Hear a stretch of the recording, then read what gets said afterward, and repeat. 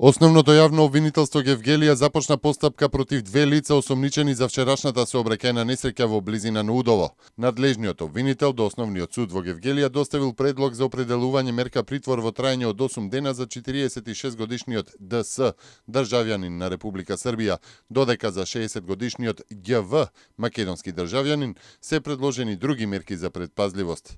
Двајцата осомничени се сослушани од страна на надлежен обвинител, а со анализа на доказите треба да се утврди точната одговорност за предизвикување на сообраќајната несреќа.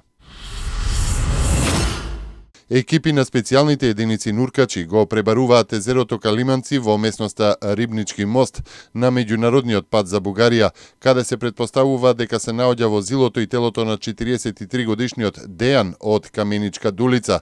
Увид на местото на несреќата, каде вчера околу 16 часот испливало телото на 31-годишната Тања С, врши полицијата во присуство на јавен обвинител.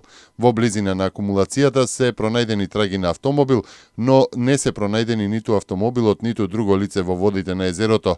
Според информација од полицијата, обдукцијата извршена синоќа на телото на починатата жена покажала дека смртта кај неа настапила од давење. Надлежниот јавен обвинител интензивно работи на расветлување на причините за смртта. Државната изборна комисија ги интензивира активностите со кои ги повикува да се пријават во низините канцеларии или на веб страницата граѓаните на кои не им се совпаѓаат податоците при проверката за прочистување на избирачкиот список. До 19 август граѓаните можат да се пријават до комисијата. Таа вчера ја објави јавната кампања со која ги повикува граѓаните да се пријават за да го регулираат своето избирачко право. Се очекува ДИК денеска да извести дали покрај имињата на лицата ќе биде наведена и причината зошто тие се со спорни записи. До вчера до ДИК се пријавиле само 1224 граѓани од 39.520 спорни гласачи. Во присуство на дел од македонскиот олимписки тим, амбасадорот на Република Македонија во Бразил Ивица Боцевски и шефот на македонската олимписка делегација Владимир Богоевски во олимпиското село во Рио де Жанеиро беше подигнато македонското знаме. Синоќа пристигне и поголемиот дел од македонскиот олимписки тим, кој на 2 август од Скопје замина за олимпискиот град.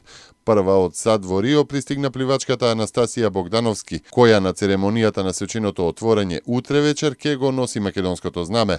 Македонија на 31-те олимписки игри во Рио де Жанеиро ќе биде представувана од 6 спортисти.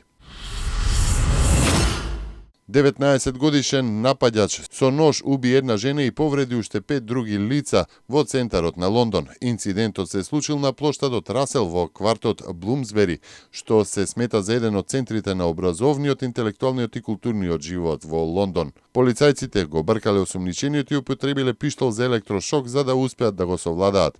Полицијата не исклучува можноста дека станува збор за терористички чин, но истовремено објавија дека напаѓачот бил со проблематично ментално здравје.